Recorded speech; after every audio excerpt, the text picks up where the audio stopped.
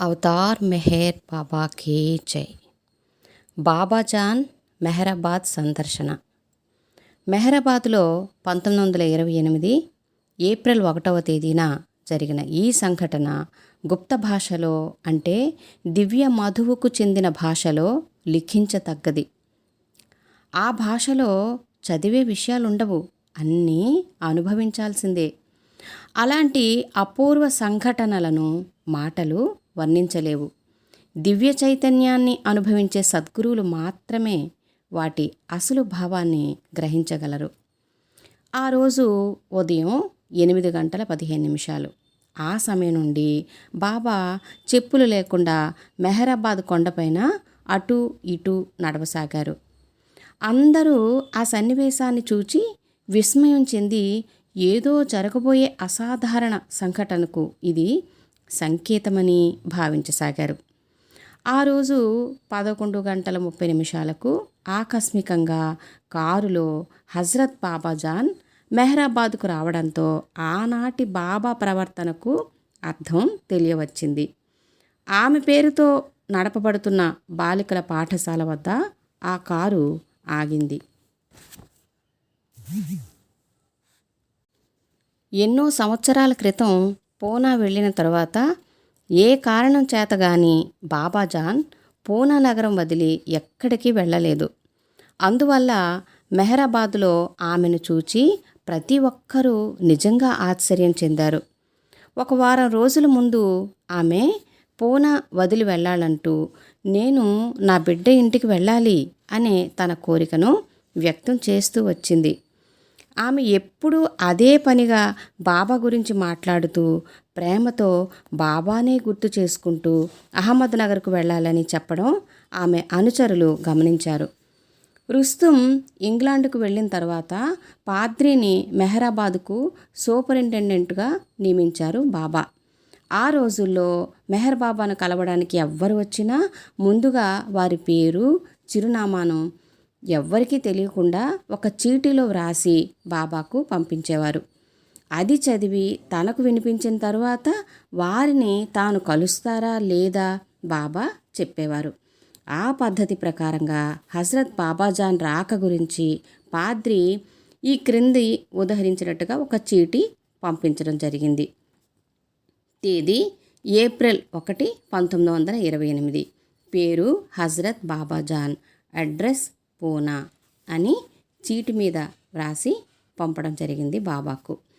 ఇంకా చెప్పులు లేకుండానే నడుస్తున్న బాబా తానెప్పుడు ఉపయోగించే రిక్షాను కూడా ఉపయోగించకుండా తక్షణం నడుస్తూ కొండ దిగివచ్చారు. బాబాజాన్కు 50 గజాల దూరంలో రైల్వే లైన్ వద్ద బాబా ఆగి నిలబడ్డారు. బాబాకి ఎదురుగ్గా ఆవలి వైపున బాబాజాన్ నిలబడి ఉన్నారు. మండలిలోని ఒక్కరిని మాత్రమే తన వద్ద ఉంచుకొని మిగిలిన వారిని వెళ్ళి బాబాజాన్ దర్శనం చేసుకోమని బాబా సైగ చేశారు. దూరం నుండి బాబా అంతా గమనిస్తున్నారు. మండలివారు బాబాజాన్ పాదాల వద్ద ప్రణమిలుతుంటే ఆమె తనలో తాను మాట్లాడుకుంటూ ఎప్పటిలాగానే బాబాను తన బిడ్డగా పేర్కొంటూ మెహర్ బాబాను పొగడసాగింది. అధికార స్వరంతో, అసాధారణమైన మాధుర్యంతో ఆమె మాట్లాడింది. అంతేగాక ఎన్నో ఆధ్యాత్మిక రహస్యాలను నర్మగర్భంగా సూచించింది. కానీ అవేమీ మండలి వారికి అర్థం కాలేదు. బాబాజాన్కు త్రాగడానికి మంచినీళ్ళు ఇచ్చారు. కొన్ని క్షణాలాగి వెంటనే ఆమె బయలుదేరి వెళ్ళిపోయింది. ఆ 2 గురువులు నిజానికి ఏమీ మాట్లాడుకోలేదు. వారి మధ్య ఏ రకమైన భౌతిక సాంగత్యము జరగలేదు. వారి నేత్రాలు మాత్రమే కలుసుకున్నాయి. కానీ అవి ఏ సందేశాన్ని తెలియజేశాయో ఎవరికి తెలుసు? ఆమె వెళ్ళిన తర్వాత బాబాజాన్ గురించి బాబా సుదీర్ఘంగా వివరిస్తూ, ఈరోజు నా జీవితంలో అతి విశిష్టమైనది, గుర్తుపెట్టుకోవలసిన సంఘటనాభరితమైనది అని వ్యాఖ్యానించి తన ప్రసంగాన్ని ముగించారు బాబా. ఆ మర్నాడు బాబా మండలి సభ్యులతో కారులో బాబాజాను రాకకు ప్రతిగా పూనా వెళ్ళి బండ్ గార్డెన్లో జనసమూహం మధ్యలో కూర్చున్న ఆమెకు కొంచెం దూరంలో నిల్చున్నారు. ఈసారి నదికి అవతలి ఒడ్డున బాబాజానుకు అభిముఖంగా నిలబడ్డారు. మండలివారు వంతెనపై వెళ్ళి ఆమె దర్శనం చేసుకుని తిరిగి వచ్చాక బాబా మెహరాబాద్ వెళ్ళిపోయారు. ఈసారి కూడా గురువులిద్దరి దృక్కులే కలుసుకున్నాయి. బాబాజాన్ను దర్శించుకున్న 2 వారాల తర్వాత ఏప్రిల్ 15వ తేదీ నుండి బాబా గతంలో తీసుకునే 2 కప్పుల కాఫీ కూడా తీసుకోకుండా కఠిన ఉపవాసం చేశారు. 24 గంటల్లో కేవలం ఒక్కసారి మాత్రమే మంచినీళ్ళు తీసుకునేవారు.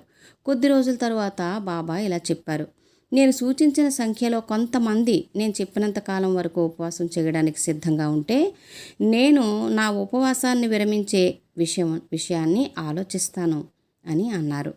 బాబా షరతులను స్పష్టంగా వివరించమని కేజే దస్తూర్ అడిగాడు.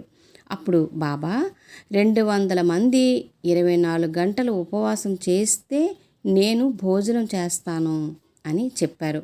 అలా ఏప్రిల్ 24వ తేదీ ఉదయం నుండి మెహరాబాద్లో 200 మంది మంచినీళ్ళు, పాలు లేని టీ రోజుకు ఒక్కసారి తీసుకొని ఉపవాసం చేశారు. ఆ మర్నాడు ఉదయం బాబా పాలు లేని టీ కొంచెం తీసుకుని మిగతా వారితో పాటు తన ఉపవాసాన్ని విరమించారు. ఆ ఉపవాస విరమణ తర్వాత అందరికంటే ముందు తాను ఆహారం తీసుకోవడానికి బదులు బాబా తనతో పాటు ఉపవాసం ఉన్న వారందరికీ ముందు తానే భోజనం వడ్డిస్తానని చెప్పారు. 5 నెలల 15 రోజుల వ్యవధి తరువాత బాబా ఆ ఉదయం 9 గంటల ప్రాంతంలో అందరికీ భోజనం వడ్డించాక కొంచెం కూరతో అన్నం తిన్నారు. ఆయన పరిపూర్ణుడే అయినా విశ్వం కోసం తపస్సు చేయవలసి వచ్చింది. ప్రాణులందరి కోసం ఆయన బాధలను అనుభవిస్తాడు. ఆ విధంగా ఆయన విశ్వాన్ని ఆరాధిస్తాడు. ఆయన చేసే ఆరాధన ఊహామాత్రంగా కూడా తెలిసేదందరికీ. అనంతమైన బాధల లోతుల్లో నుండి ఆయన తన ఆరాధన కావిస్తాడు. కేవలం అవతారుడు మాత్రమే అలాంటి ఆరాధన చేయగలడు. అవతార్ మెహర్ బాబాకి జై.